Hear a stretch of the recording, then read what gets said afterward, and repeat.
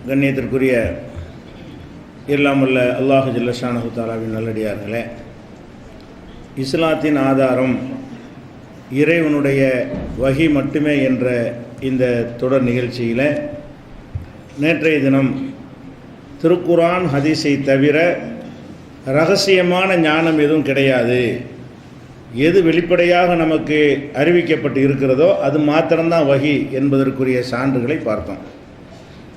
அதுபோல அவுலியாக்கள், மகான்கள், பெரியார்கள், ஷேகுமார்கள் என்ற போர்வையில் தங்களுக்கு நாங்கள் தவம் செய்து தனிமையில் இருந்து அதிகமாக வணக்கத்தை புரிந்து நாங்கள் அல்லாஹ்வுடைய நேரடி தொடர்பை அடைந்து விடுவோம், எங்களுக்கு நபிமார்களுக்கு வந்தது மாதிரி எங்களுக்கு வஹி வரும், நாங்கள் உங்களுடைய சட்டங்களுக்கு மாற்றமாக நாங்கள் நடந்தால் கூட அது உங்கள் சட்டம் வேறு எங்கள் சட்டம் வேறு, இப்படியெல்லாம் சொல்லக்கூடிய இருக்கிறாங்க. அதாவது தரீகா, ஷேகு, பெரியார்கள் என்று சொல்லிக்கொண்டு நாங்களெல்லாம் உச்சகட்ட நிலை அடைந்து விட்டோம், நீங்கள் இருக்கிறவங்களுடைய ஷரியத் என்கிற சட்டத்துக்கு மாற்றமாக சில காரியங்கள் இருந்தாலும் நாங்கள் மாரிஃபத் என்கிற மெஞ்ஞானத்தின் மூலமாக இந்த மாதிரி நடக்கலாம் என்பதை அறிந்து வைத்திருக்கிறோம், எங்களுக்கு தனி சட்டம் உங்களுக்கு தனி சட்டம் என்றெல்லாம் சில பேர் என்ன செய்கிறாங்க, இன்றைக்கு சொல்லக்கூடிய காட்சியை பார்க்குறோம். ஆனால் இதுக்கு ஒரு விஷயத்தை நீங்கள், ஒரு சோகமான ஒரு வரலாற்றை நீங்கள் அறிந்து கொள்ள வேண்டும். இந்த மாதிரியான வாதத்தை, அதாவது நாங்கள் இறைவனுடைய நேரடி தொடர்பு கொள்வோம், இறைவனுடைய லௌஹுல் மஹ்ஃபூலே பார்ப்போம், நேரடியாக ஞானத்தை பெறுவோம் என்றெல்லாம் சொல்லிய பல பேர் ஒரு 300-400 ஆண்டுகளுக்கு முன்னால் சொல்லும் பொழுதெல்லாம் இஸ்லாமிய ஆட்சியால் கொல்லப்பட்டிருக்கிறார்கள். அப்படி கொல்லப்பட்டவங்களை தான் இன்றைக்கி மகான்கள் சொல்லிக்கிட்டு இருக்கிறாங்க.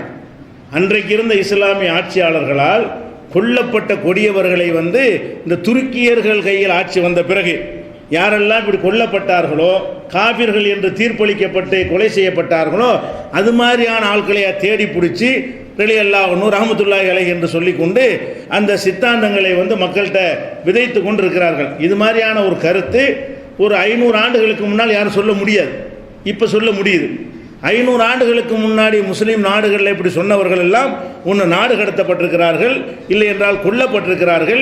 இப்படி சொல்பவர்கள் முர்த்தத்து, காபிர்கள், இவர்கள் இஸ்லாத்தை விட்டு வெளியேறியவர்கள் என்று சொல்லப்பட்டிருக்கிறார்கள்.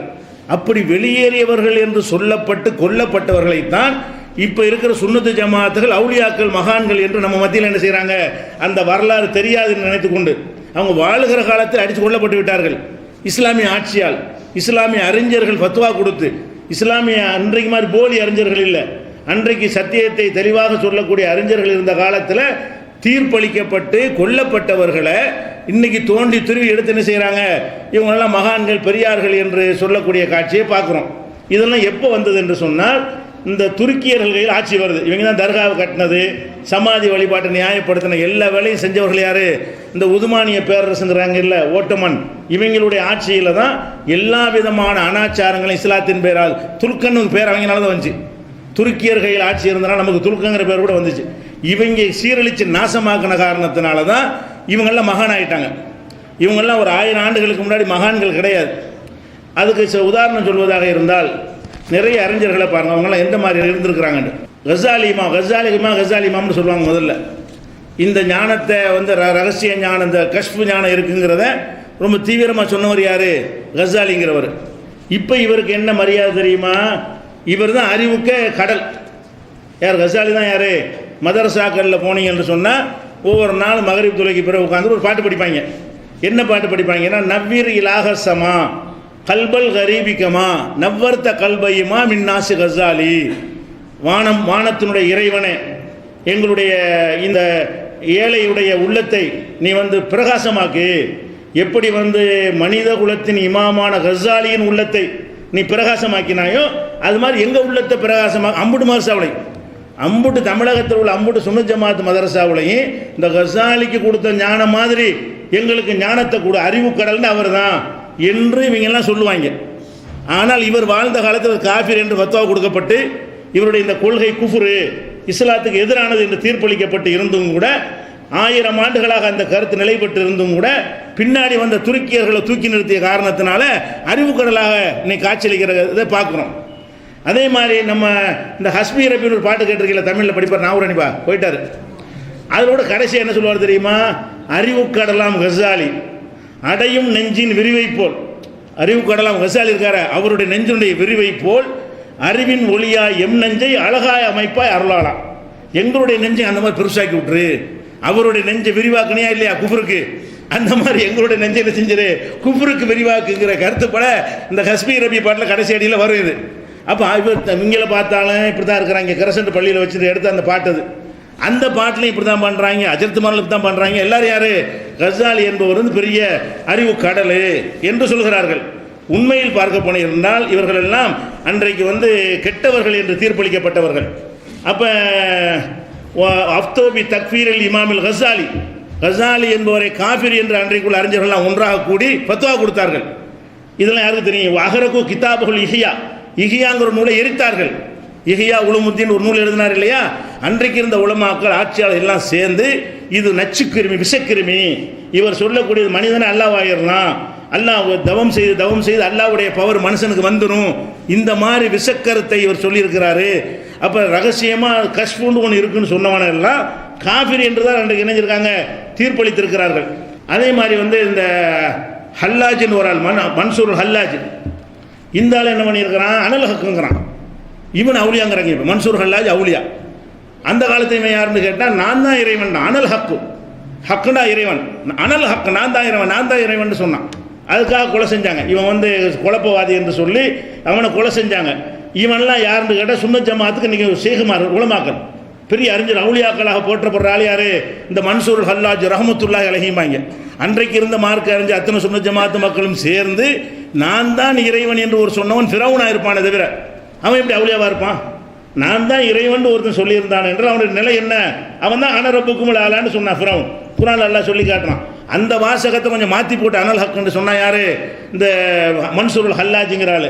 அதே மாதிரி வந்து இன்னொன்று சொல்கிறான், அவன் சொல்கிறான், இந்த ஷரியத்துன்னு உன்னை போட்டு என் நாக்கு வந்து கட்டுப்படுத்துறீங்க, அது மட்டும் இல்லை என்று சொன்னால் அவன் சொல்கிறான் லஹபர்த்துக்கும் பிமா யக்கூனு ஃபீ கதின் வ பாத கதின் இலா யௌமில் கியாமா.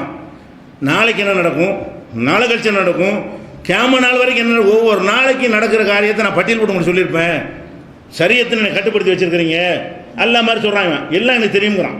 கியாம நாள் வரைக்கும் என்னென்ன நடக்குமோ அத்தனை எனக்கு தெரியும் இப்படின்னு சொன்னவன் யார்? இந்த கஷ்பில். இந்த கஷ்புங்கிறதுக்கு அன்றைக்கி இருந்த நிலையை சொல்கிறேன். இன்றைக்கி தான் கஷ்புன்னு பேசிட்டு இருக்கிறாங்க, மெஞ்ஞானம்னு. அன்னைக்கு இந்த மெஞ்ஞானம்னு சொன்ன 50 பேரும் கொல்லப்பட்டார்கள்.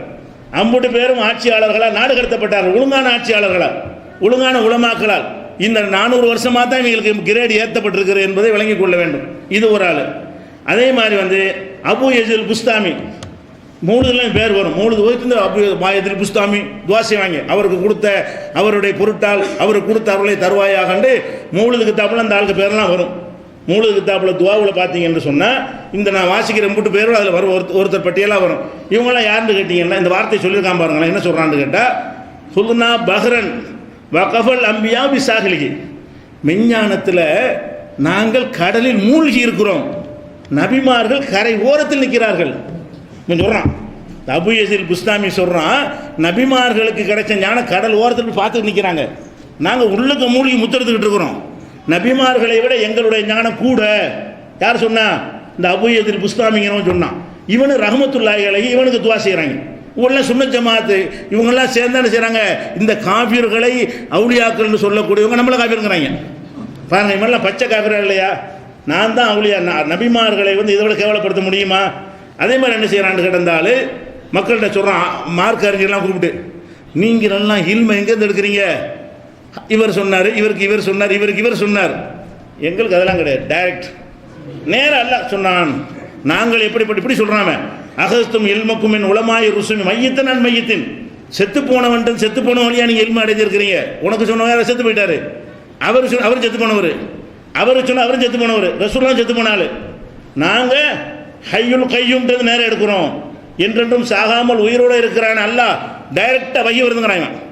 இவன் அபு யஸீல் புஸ்தாமிங்கிறவன் நபிமார்களுடைய ஞானம் வந்து என்னவா, அது வந்து கடற்கரையில் உள்ளது மாதிரி, நாங்கள் கடலில் மூழ்கி இருக்கிறது மாதிரி ஒப்பிட்டு அவங்களை ஈடுபடுத்தியிருக்கிறான்.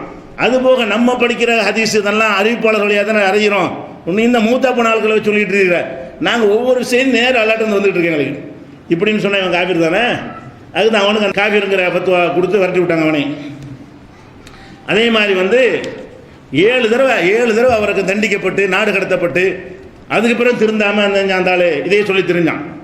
அதே மாதிரி அபு சயீதுல் ஹர்ராஸ் ரஹ்மத்துல்லாஹி ரலியல்லாஹு அன்ஹும்பாங்க, இந்த இதே மாதிரி சொன்னாலும் இவரையும் பெரிய ஒரு ஆளுமாங்க. இவர் என்ன செய்வார்னு கேட்டால், இவர் ரொம்ப கடுமையான ஒரு அல்லாஹ் வந்து ஒரு அடியானை நேசித்து விட்டால் அவனை வந்து தானாகவே ஆக்கிடுவானான். அப்படி கொஞ்சம் கொஞ்சமாக நெருக்கிட்டு வந்து அரசில் உட்கார வச்சு அப்புறம் என்ன நினைக்கிறார் நடக்குங்கிற அளவுக்கு அப்படி அவரே மறக்கடிக்க செய்து மனிதத்தன்மை உடனே நீக்கப்பட்டு அவருக்கு இறைத்தன்மை வந்துருங்கிற மாதிரி சொன்னவன் யார்? இந்த அபு சயீதுல். இது எல்லாமே எங்கே இருக்குன்னு கேட்டால் தபக்காத்துல் குப்ராங்கிற ஷாரானி எழுதின புஸ்தகத்தில் இருக்கிறது. இந்த பேரை எடுத்து பார்த்து தெரிஞ்சுக்கலாம், பக்கம் தேவை கிடையாது. இது நான் சொன்ன அவ்வளவுமே ஷாஃபி மதவில் ஒரு முக்கியமான ஒரு ஆய்வாளராகவும் சுன்னத் ஜமாத்துல ஒரு பெரிய அறிஞராகவும் போற்றப்படுகிற ஷாரானி என்பவர் இதெல்லாம் இந்த வரலாறு எழுதி வச்சிருக்கிறார். யார் இவங்களெல்லாம் நாடு கடத்தினாங்க, கொலை செஞ்சாங்க, இவ்வளோ ஒரு மகான் அப்படி செய்யலாம் அப்படி எழுதுற அந்த ஆள். ஆனால் என்ன சொன்னாங்கிறத பார்த்தா கரெக்டாக செஞ்சுருக்காங்கன்னு விளங்குது. அவங்க கரெக்டாக செஞ்சுருக்கிறாங்க.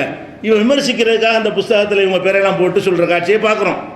அதே மாதிரி வந்து மன்சூர் ஹல்லாஜ் ஆகிடுச்சா, அதே மாதிரி மன்சூர் ஹல்லாஜ் இன்னொரு வேலை செஞ்சான். என்ன செஞ்சுருக்கான்னு கேட்டால் எழுதிட்டு உட்காந்துருந்தானா.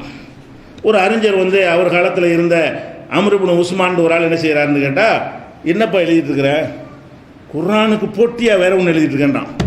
அப்படி சொல்கிறாங்க. அதான் வாரில் குர்ஆனுக்கு போட்டியாக நூல் எழுதுகிறேன், குர்ஆன் சரியில்லை, நான் வேற குர்ஆன் எழுதுறேன் அப்படிங்கிறான். இவ்வளவு தெனாவட்டாக பேசினோடனே ரஹ்மத்துல்லாஹி அலைங்கிறாங்க. இன்னைக்கு உட்காந்து அன்னைக்கு உள்ள மக்கள்லாம் வெறுத்து இவங்க எல்லாம் காஃபிர் பயில்வோ இஸ்லாத்தை கெடுக்க வந்த நாதாரி பயில்வோன்னு முடிவு எடுத்திருக்கிறாங்க. இவங்களை இவங்க என்ன பேர்னா இஸ்லாமிய காவலர்கள், அவுலியாக்கள், மகான்கள், பெரியார்கள், சேகுமார்கள், அவர்கள் வழியாக மெஞ்சான பீரிட்டு அடிக்குதுங்கிறாங்க. பார்த்துக்கிறங்க. இந்த மாதிரி எல்லாம் சொன்னவர்கள் யார்? இது மாதிரி உள்ளது. இவரும் கொல்லப்பட்ட ஆள் தான். பகதாதில் வந்து 309 ஆண்டில் வாழ்ந்தார். அப்போ 309 சொல்ல முடியாது, 1400 சொல்லி தெரிகிறார். 1400 உட்காந்துட்டு மெஞ்சான சொல்ல முடியும். ஹிஜ்ரி 300-400 சொன்னால் அப்போ தீர்த்து கட்டியிருப்பாங்க. இந்த மாதிரி வாதங்கள் அன்னைக்கு எடுபடவே செய்யாது. அப்படி நன்மக்களாக இருந்தாங்க. அதே மாதிரி வந்து அபு ஹம்சான்னு ஒருத்தர் தான். அபு ஹம்சா செய்யாது அவனே அவுலியா மகான்னு சொல்லுவாங்க. இந்த எல்லா கிதாபுகள்லையும் இந்த 400 வருஷத்தில் எழுதப்பட்ட நூல்கள்ல எல்லாம் பயங்கரமான பில்டப் கொடுத்து எழுதுவாங்க. இருந்தாலும் என்ன பண்ணுவாங்க தெரியுமா? டெய்லி வந்து இப்போ தான் ரசூல்லா வந்து என்கிட்ட பேசிட்டு போனாங்க அப்படின்னு சொல்லி ஒரு நாளைக்கு ஒரு செய்தியை சொல்லுவான். ரசூல்லாவை கனவில் நேரடியாக பார்த்தேன், இப்போ தான் வந்து பார்த்துட்டு போகிறாங்க, இப்போ தானே இதை சொல்லிட்டு போகிறார்கள்னு சொல்லிட்டு தெரிஞ்சான். போட்டு தள்ளுறான்ட்டாங்க. இஸ்லாமிய அரசாங்கத்தில் என்ன பண்ணிட்டாங்க, அவருக்கு அந்த ஆனால் அஜித்தமி பின் நபி ஸல்லல்லாஹு அலைஹி வஸல்லம் யக்லத்தன், விழிப்பிலேயே ரசூலை நான் டெய்லி பார்த்து கொண்டிருக்கிறேன். என்னை அடிக்க டெய்லி வந்து ரசூல்லா என்னை பார்த்து சந்தித்து கொண்டே இருக்கிறார்கள், கனவில் இல்லை, நான் நிதர்சனமாக பார்க்குறேன். இது ஒரு குஃப்ரான ஒரு வார்த்தை, இறந்து போனால் திரும்ப வருவான், இவனை பார்க்குறதுக்கு வர்றா என்பதெல்லாம் ரொம்ப ஓவர்னு சொல்லி இவங்க தண்டிக்கப்பட்டிருக்கிறாங்க. இதெல்லாம் யார்? ஷாரானி தபகாத்து புக்குள்ளே சொல்கிறாரு. அதே மாதிரி அபுல் ஹசன் பூசஞ்சின்னு ஒருத்தன், இவன் அவுலியா. நம்ம ஏன் இவன்கிறோம்னா அவ்வளோ கொடூர வார்த்தை சொல்லியிருக்கிறாங்க. பின்னாடி வந்துக்கிட்டு ஒரு முலாம்பூசி இருக்கிறாங்க. அதுக்காக தான் சொல்கிறான். இவனை வந்து என்ன செய்யறான், நைசாப்பூருக்கு வரட்டி விட்டாங்க. இஸ்லாமிய நாட்டை விட்டு ஓடி போய் ஈரான் பக்கத்தில் நைசாப்பூருக்கு ஓடுறான்னு நாடு கடத்திட்டாங்க. அப்போ அங்கே தான் செத்தான் அந்த ஆள். அவளுக்கு இப்போ மகான் பெரியார்கள் இப்படிப்பட்ட ஞானிகள்னு சொல்லி இந்த காலத்தில் என்ன செய்கிறாங்க, அவர்களெல்லாம் புகழ்ந்து போட்டுற காட்சியை பார்க்குறோம்.